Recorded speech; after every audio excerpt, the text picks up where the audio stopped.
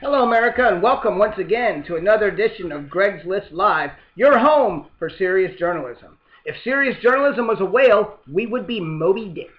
With us, as always, is the Greg American panel, who will be dazzling you with their brilliance a little bit later. As you can see, we're coming at you from Studio B today, and our first stop is Wisconsin, where union leeches have locked down the state capitol in Madison, protesting Wisconsin Governor Scott Walker's efforts to trim his state budget, which has an estimated $3 billion shortfall.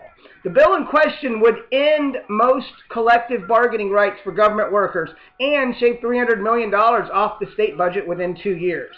Schools have closed as teachers skip work to protest, and students have been sleeping in the Capitol Rotunda for the last 2 nights.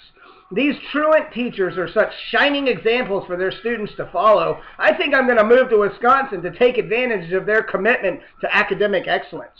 In an example of cowardice under fire, the Wisconsin Senate Democrats have skipped town to avoid a vote on the bill, shacking up in a Best Western motel in the border state Illinois. You think they could have at least hid in a Wisconsin hotel, to prop up the local economy? Unconfirmed reports say Governor Walker has issued an APB to state troopers to round up the cowering senators and force them to be present at the vote. While thousands of protesters have besieged the state capitol in Madison all week, many of them apparently don't know exactly what they are protesting, as Union Goons, or Goonions, have been bussed in from around the country. Apparently, many of the protesters signed up for Free Sandwich Day and didn't have anything better to do. According to news reports, though, some of the protesters are showing signs of strain and extreme thirst. Personally, I think they need some tea in their diet.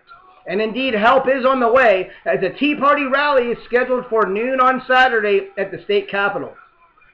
Tea Party supporters from around the nation have rallied to the cause, as this first salvo will set the tone for other battleground states later in the year. The Tea Party would have been there earlier, but unfortunately most of them have to work in order to pay the salaries of these commie leech unions. Have you ever noticed that liberals always protest midday during the week, and us conservatives have to wait until the weekend? It's called personal responsibility, and since we don't get free stuff from the government, we can't just arbitrarily skip work. But we stand with Wisconsin and Governor Scott Walker. The unions have their Labor Day in September. The rest of us have Labor Year, which culminates on April 15th, also known as Tax Day. Yes, it's tea time on Saturday, baby, and the message is simple. We are broke. In an era of 20% underemployment, we can no longer afford to give raises to public sector employees and pay for their Cadillac benefit plans with no concessions from the unions. People are losing their houses, and still the unions want more. The party is over. We will no longer pay for your largesse. If you think you can bus in goons from other states and intimidate us, you are sorely mistaken. We stand with Wisconsin. Do not test our resolve. We will meet you face to face and hand to hand in every corner of this country. And it all begins tomorrow in Madison. And then we're going to go to Ohio. And then we're going to go to Iowa. And then we're going to go to New Hampshire. And then to Florida. And then Texas. And South Carolina. And California. And then we're going to go all the way to Washington, D.C. to take back our country. Ah! Sorry, folks. That was my Howard Dean Sputnik moment. I have always loved that clip. In fact, coincidentally enough, we have it right here for your listening pleasure. Mr. Howard Dean, folks. Not only are we going to New Hampshire, Tom Harkin, we're going to South Carolina, and Oklahoma, and Arizona, and North Dakota, and New Mexico. We're going to California, and Texas, and New York. We're going to South Dakota, and Oregon, and Washington, and Michigan. And then we're going to Washington, D.C. to take back the White House. Yeah! I've been practicing my Howard Dean impression, folks. I gotta admit my voice is a little bit sore because it's not easy to do that. Okay, last time, I promise. I won't do that anymore because, like I said, it does hurt my voice. Now on to some malarkey from the music world. Parents, pop singer Justin Bieber has likely already cost you plenty. Having to fork over $20 a CD or $100 a concert ticket just so your kids will still talk to you. But here's one more reason to hate the little bastard. Asked if he wanted to become an American citizen in a recent magazine article, Bieber made clear his love for Canada. and its healthcare system. "You guys are evil," said the Beeb. "Canada's the best country in the world. We go to the doctor and we don't need to worry about paying him. But here, your whole life, you're broke because of medical bills. My bodyguard's baby was premature, and now he has to pay for it. In Canada, if your baby's premature, he stays in the hospital as long as he needs to, and then you go home."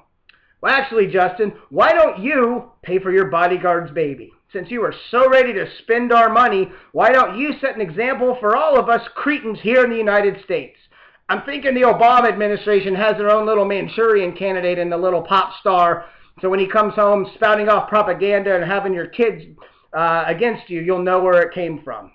And even though young Bieber is only 16, he is no stranger to hospitals here in the United States, as he has frequent appointments to make sure his penis transplant is progressing as planned.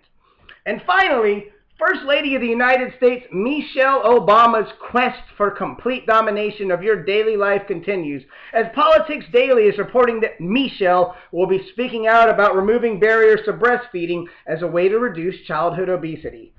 Studies suggest that babies that are breastfed are less likely to be obese. Buddha? Man, the only barrier to breastfeeding I know of is called a bra. And that's one easily removed by a few whiskey sours. You got that right, Buddha.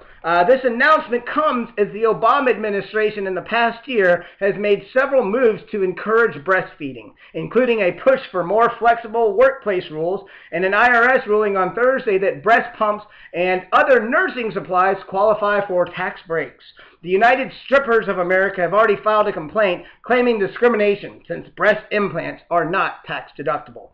Michelle has also tried to force the Girl Scouts of America into offering healthy fiber cookies to replace popular flavors such as Thin Mints, Tagalogs, and Samoas.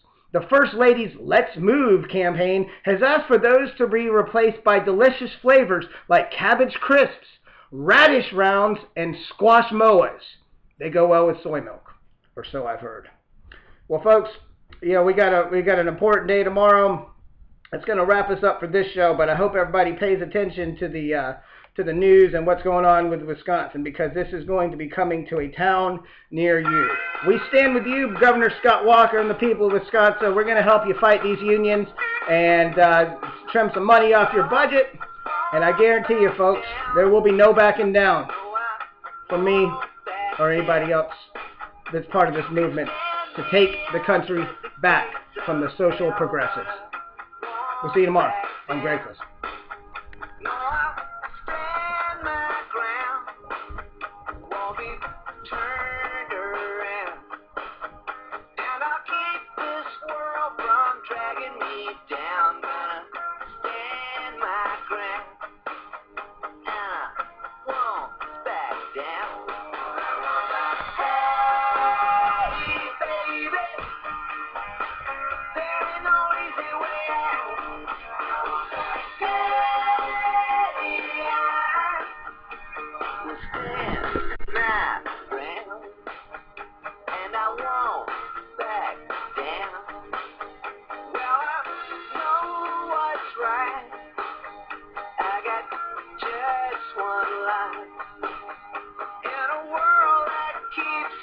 Pushing me